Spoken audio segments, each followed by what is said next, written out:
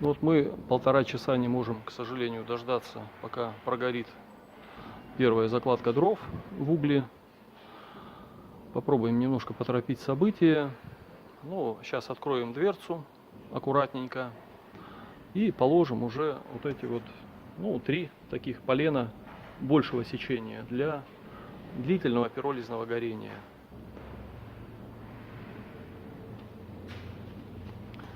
Сейчас вот открываем дверь, аккуратно, тихонечко.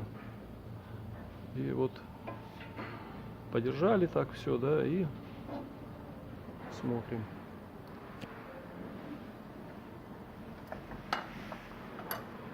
А теперь вот на эти уже дрова, полуугли подкладываем крепкие поленья, которые под воздействием углей начнут выделять пиролизные газы. Мы закрываем подачу нижнего воздуха, открываем подачу верхнего воздуха и закрываем шибер на 75%. Вот. И таким образом сейчас вот эти горячие угли будут испарять пиролизные вещества из новых свежих поленьев, и снизу пламенного горения почти не будет, потому что воздуха мало. Не то, что совсем нет, но мало. А сверху выделяющиеся пиролизные газы, ну, будут сгорать вон там. Ну, к сожалению, светло и не очень видно. Ну, вот сейчас они будут приниматься, эти дровишки, на углях. Вот в таком режиме, ну, это 4-5 часов горение будет продолжаться.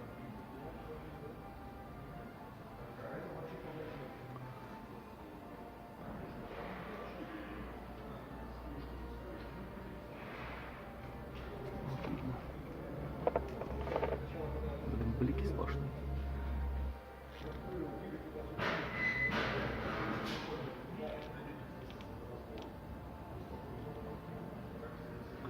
Так, все бликует.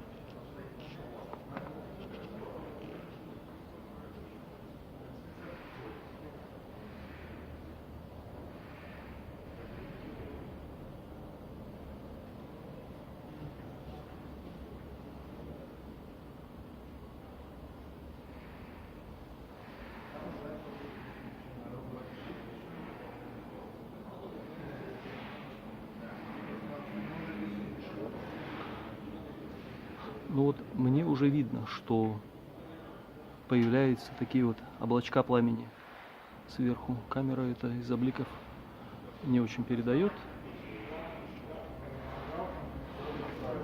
Так, ну со светом мы бороться не можем с дневным.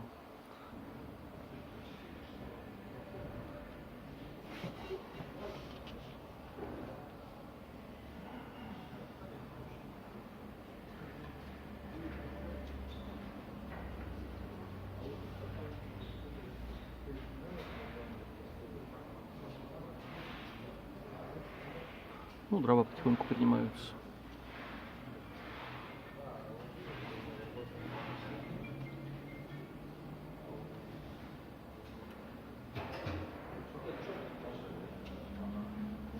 Ну, пламя такое стало ленивое, вальяжное.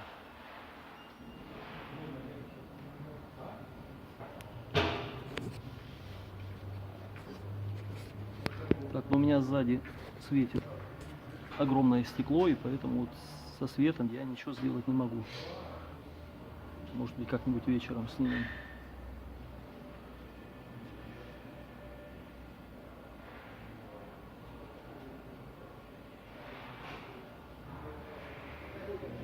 Ну вот в таком режиме это очень долго оно будет гореть.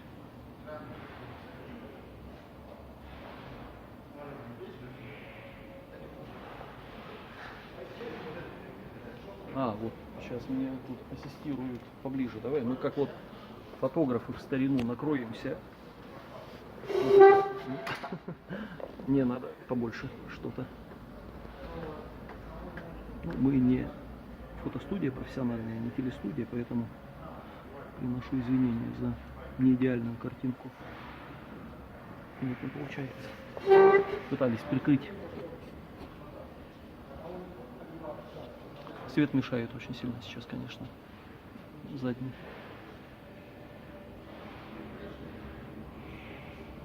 Ну, ладно, будем смотреть, что есть.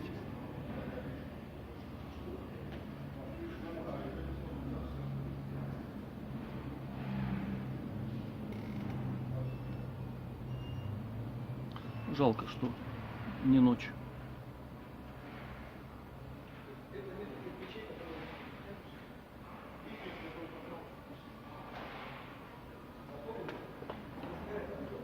Ну, я думаю, здесь-то точно у меня батарейка и гигабайты на карте памяти кончатся скорее. Ну, вот эти 3 полена, предполагаю, будут гореть часа 4-5 в таком режиме.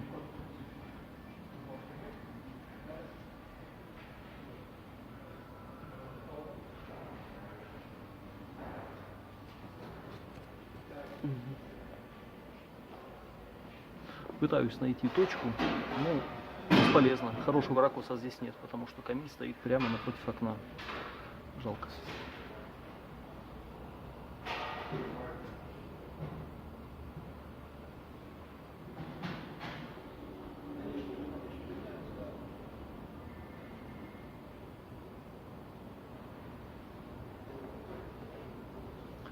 Ну, в чужой монастырь со своим уставом не ходят. Как ребята поставили камин, так и поставили. Ну вот, не рекомендую ставить камины напротив окна, потому что днем картинка горения очень смазывается, визуализация от интенсивного света. Но это вроде как телевизор, смотреть напротив окна большого.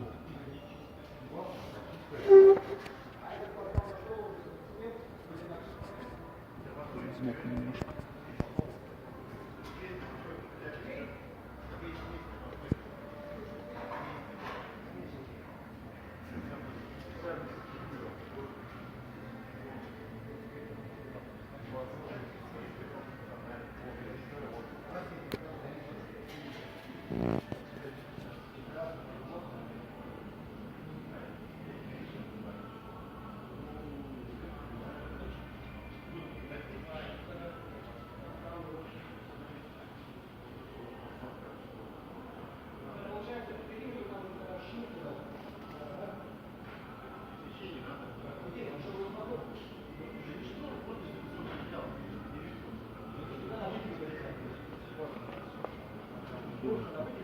Какой-то экран поставить, ну вот лист чего-нибудь, может, он торгует чем-то, листами какими-то, дверями там или... Да, видишь, оно хорошо видно вот тебе, а в камере это...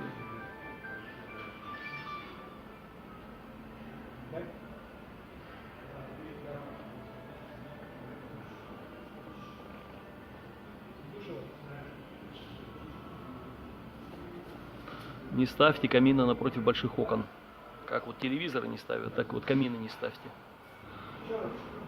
Ни хрена не видать, когда сзади окно огромное.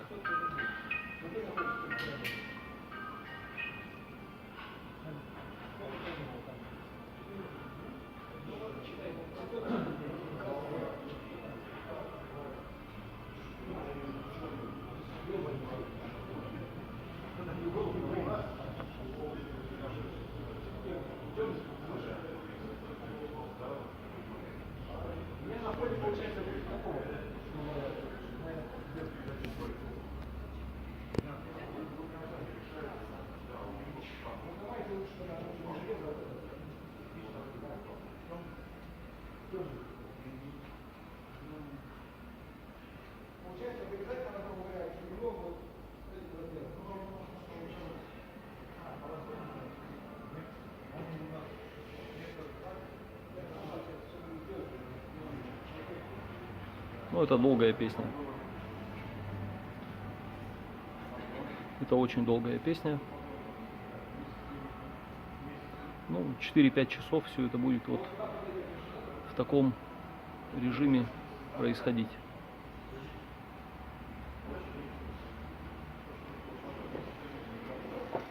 Так, ребята заняты, я уже думаю, может какой-нибудь экран сгородить здесь вот. Какой-нибудь лист чего-то поставить. Тогда будет хорошо видно очень.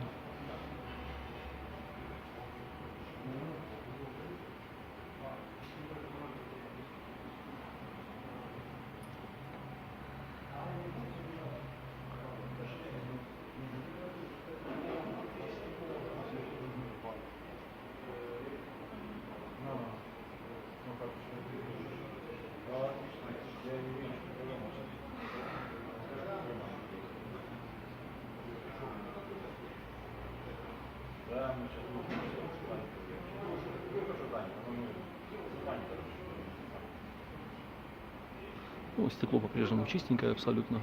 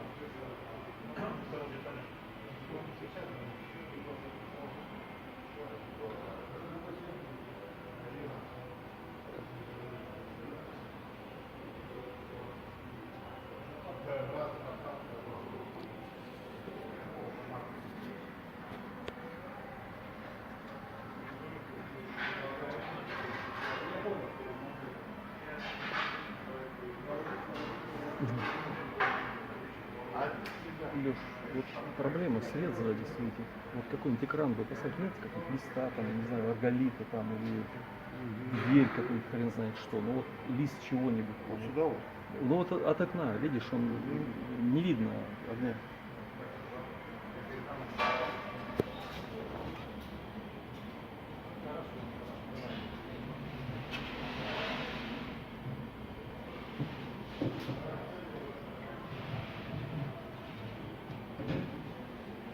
Сейчас мы попробуем экранчик соорудить здесь небольшой.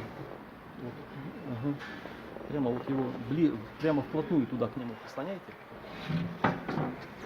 Света нет. Вот. Так, вот мы попытались вот листом прикрыть. Ага. Ну вот еще бы сверху что-нибудь, но.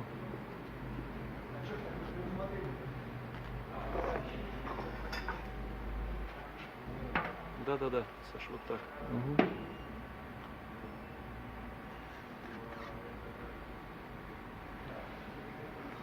Вот. Пытаемся работы по светозадержанию делать, но не очень успешно. Ну, красивое пламя, конечно. Вот.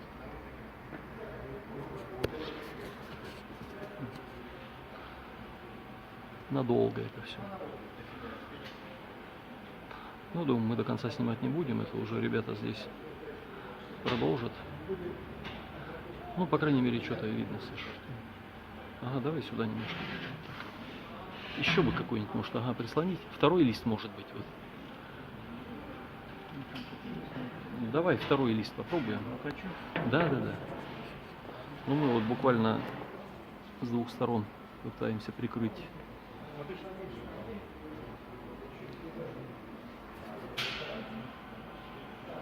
Сейчас еще один такой лист попробуем поставить.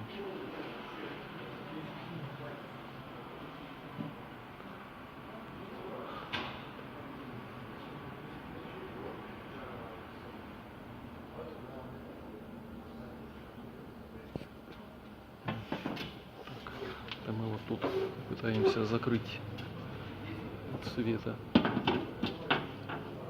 Вот такую конструкцию городим. Ночь создаем искусственную. Ну, как-то так, да. Ага. Во. Ну вот. Боремся с сибирским весенним майским светом.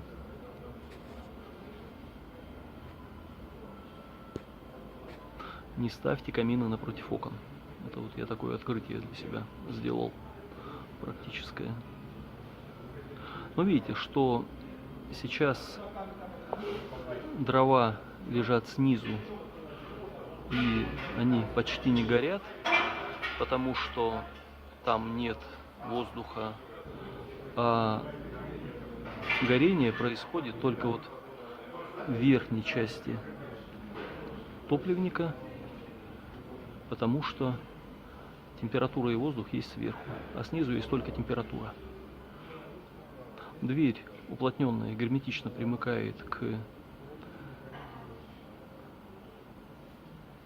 топливнику, тем самым препятствуя несанкционированному доступу кислорода в топку. И получается ведь такое вот парящее облачко пламени.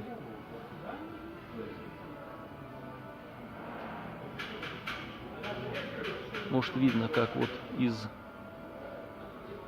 поленьев выходят такие струйки дыма, которые тут же становятся бесцветными и загораются, превращаются в язычки пламени. Вот слева это заметно. Ну, красиво.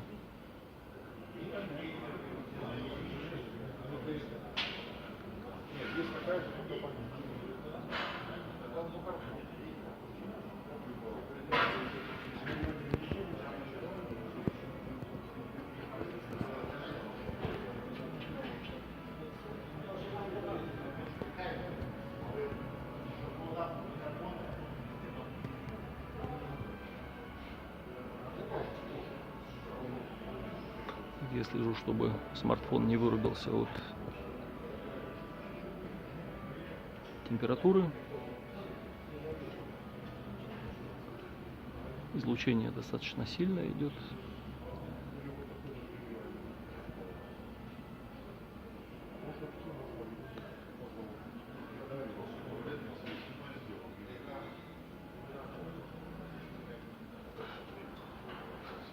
Вот очень интересно, с левой части происходят такие вот события, которые камера передает или нет. Вот в ближайшем к стеклу полене вырываются такие дымки газа, и тут же они воспламеняются. Вот посмотрите, слева вниз. Очень красиво.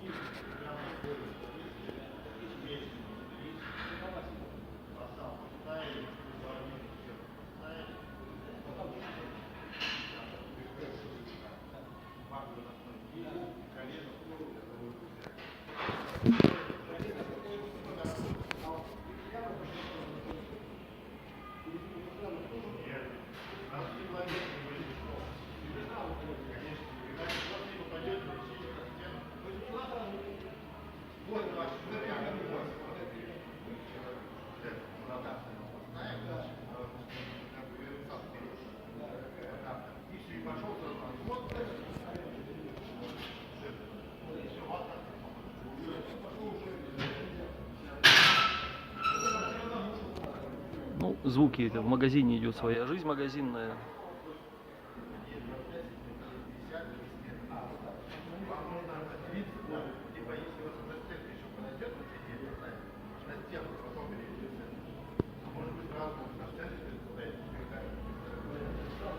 Немножко отсюда.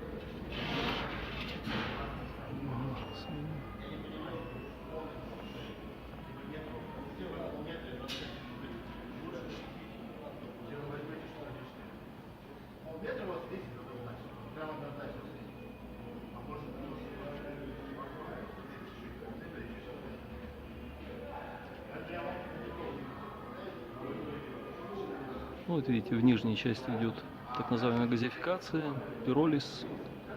Повторяю, для тех, кто не сначала смотрит. Вот 3 достаточно толстых сухих березовых полена выделяют пиролизные газы, которые загораются в верхней части топки, где есть и температура, и воздух. В нижней части есть только температура, поэтому горения пламенного нет. Полено под воздействием углей газы выделяет, но они могут загореться только сверху.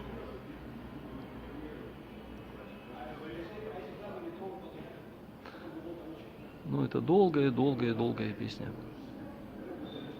В таком режиме камин может пребывать, ну, несколько часов, 4-5 часов. Спокойно, красиво горит. Жалко, что не темнота. Ну, как-нибудь ночью, может быть, отснимем.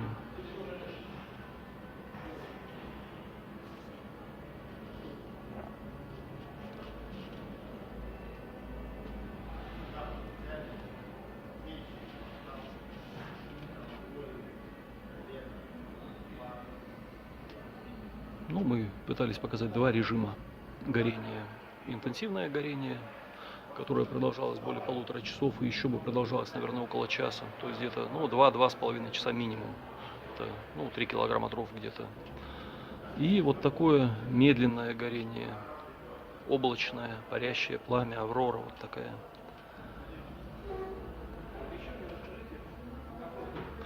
Это, я повторяю, один из первых выпущенных серийных каминов, который установлен в магазине «Печной эксперт». Это вот магазин. Плита, она только такой толщиной есть?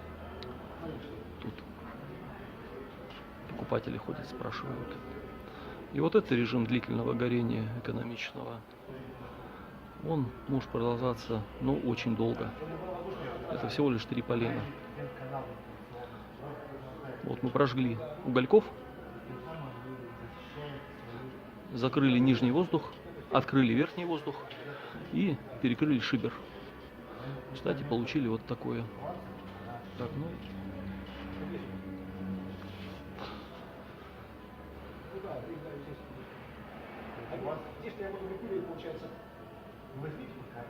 Ну, вот такое облачко пламени будет освещать ваш дом. Ну, практически весь вечер. Или всю ночь, весь день.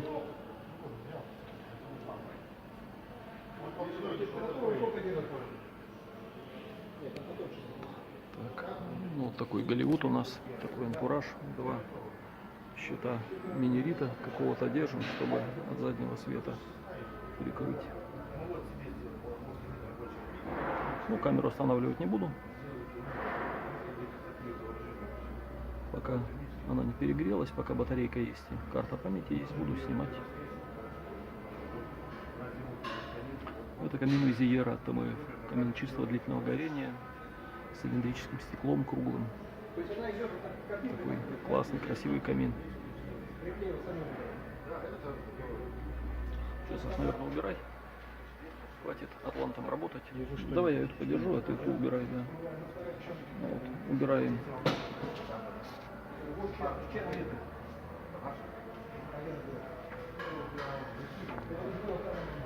Стекловка великолепно чистая, прям вот как слеза младенца.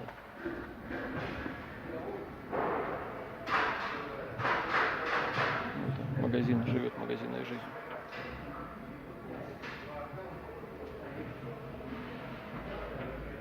Ну, эти дрова внизу лежат, и такое ощущение, что они вообще не горят.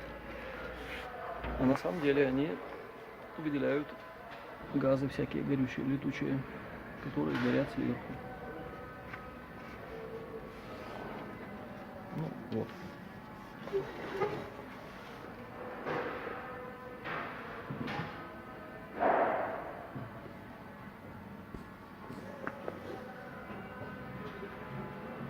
Ну, это Визиера в режиме длительного горения пиролизного.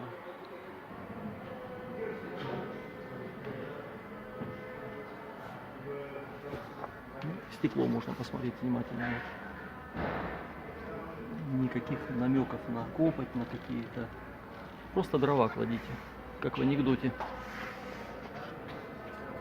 Не кладите больше заварки, а кладите более-менее сухие березовые дрова, а не всякие галоши и сырые еловые доски.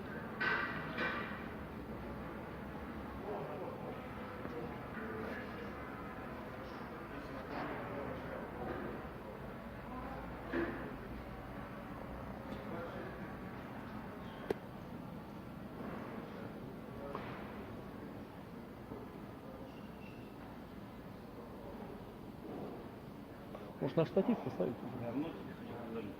Ну, давай сейчас на штатив поставим, и пусть оно... Так.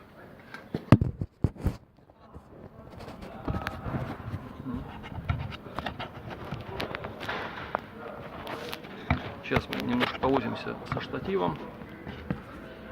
Это, дай это.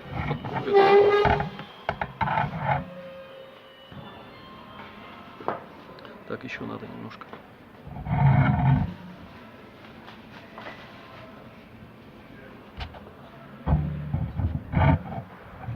Не, это много. Ага.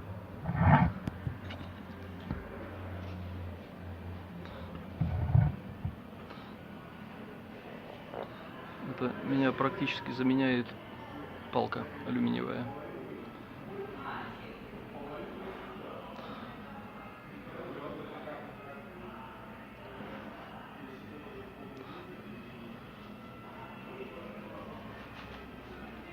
Ну, хорошо.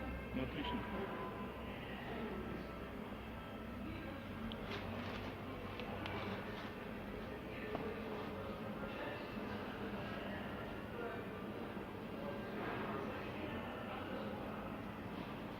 Повторюсь, что не обязательно раскладывать дрова так, как мы их положили. Дрова можно закладывать любым образом, чтобы формировать на ваш вкус картинку пламени. Ну вот тут как-то, видите, газы больше выходят с правой стороны. Ну, раскладывать, шевелить полежки.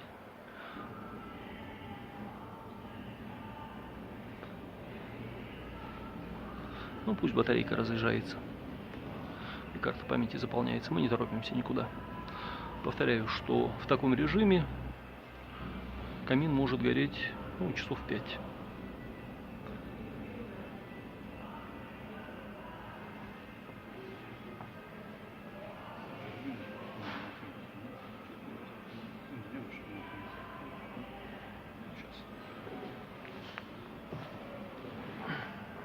Экшена никакого не будет.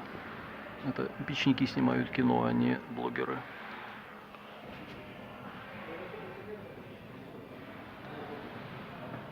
Сколько ему надо на эту всю хрень?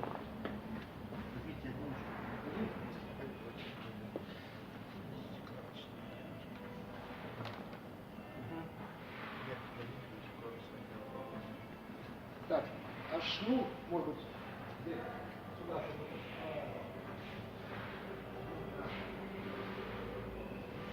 Надо эту всю кепку.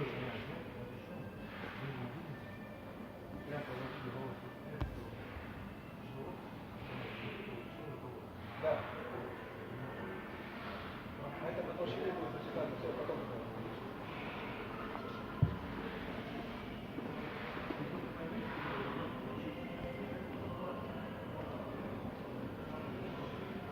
Что, пусть будет? Ну, а что? Батарейка есть, у меня где-то аккумулятор и провод. Так, и сумку я...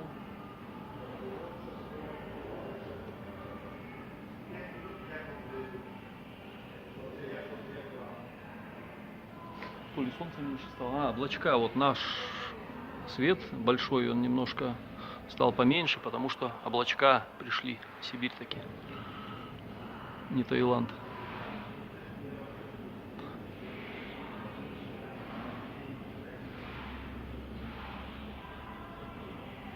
Стало немножко лучше видно пламя.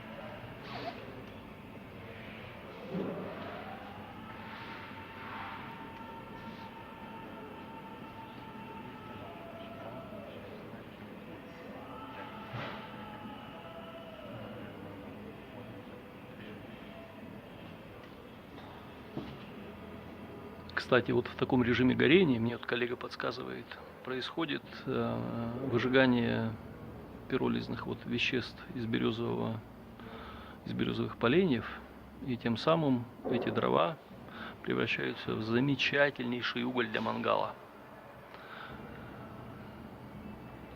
Вот кто не в курсе, но вот древесный уголь березовый для мангалов получается примерно по такой технологии, когда при высокой температуре березовых дров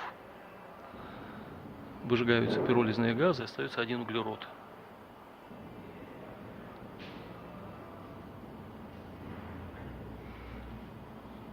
Тепла, конечно, в этом режиме относительно немного, хотя она лучит.